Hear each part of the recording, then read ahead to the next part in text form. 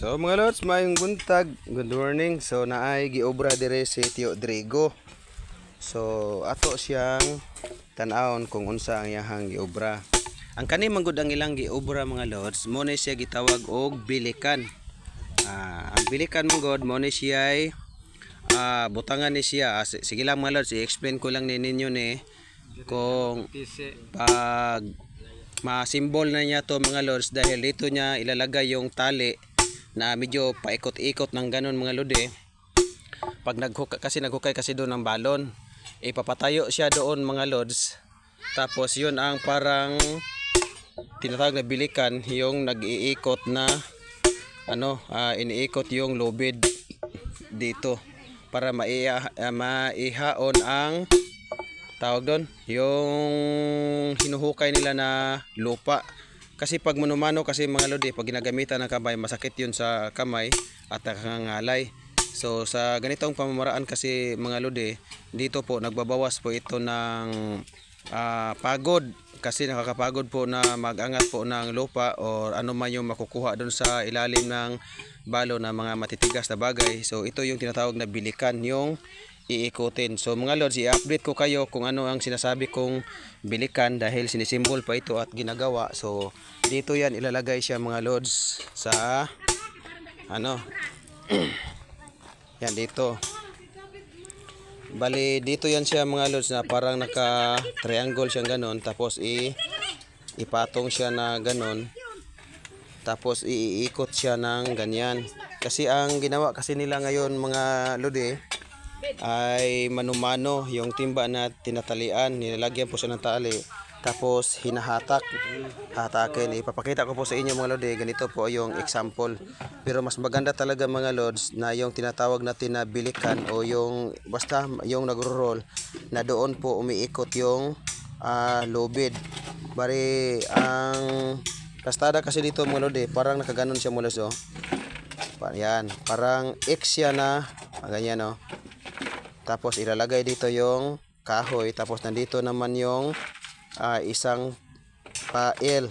Tapos yun na po yung iikutin ng ganon para yung lubid mag-roll po siya doon sa kahoy habang hanggang maangat po yung ganito. Kasi ang ganito kasi mga lodi na mano-mano, medyo masakit po yan sa kamay, lalo na kung malalim ito.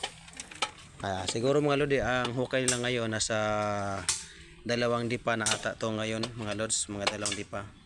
So ito po yung dinidetect ko mga lodi, kasi mayroon po akong gamit na nagdidetect ako ng tubig. Ayan. So diyan sa mga nagpa-detect sa akin ng tubig, so kung magtatanong kayo kung mayroong bayad, yes, meron po tayong bayad sa pagdetect po ng tubig, kasi hindi po basta-basta na magdidetect. May tubig sa wala, may bayad po tayo mga lodi.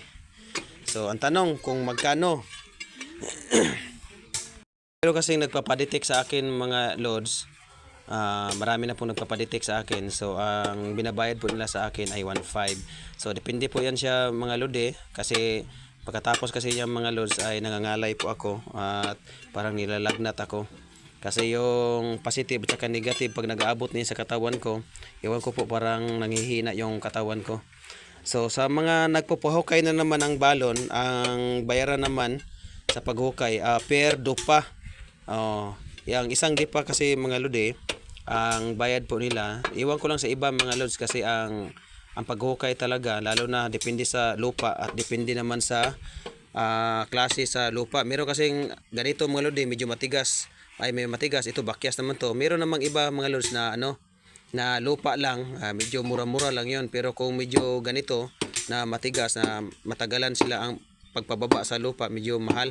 So ang singilan kasi nila mga lods, nasa mga depende sa kasunduan. Ang standard po nila nasa mga 5,000. Ayan, mga 5,000 up. Yun po ang yung bayaran nila. So ang dito sa amin mga lodi, so parang ganun na po. Andito na lang mga lods ang pagbabahagi ko. So i-update ko na lang po kayo mga lodi pag na-symbol na po yung ginagawa ni Tio Drigo. So siya po mga lods ang mastermind sa paggawa nito, kasi siya po ang original po na panday, Tio Drigo. Ayan po. So hanggang dito na lang yung pagbabahagi namin sa aming video sa Jik Vlog, at maraming salamat. Paki-share and follow na lang po sa aking video. Bye bye!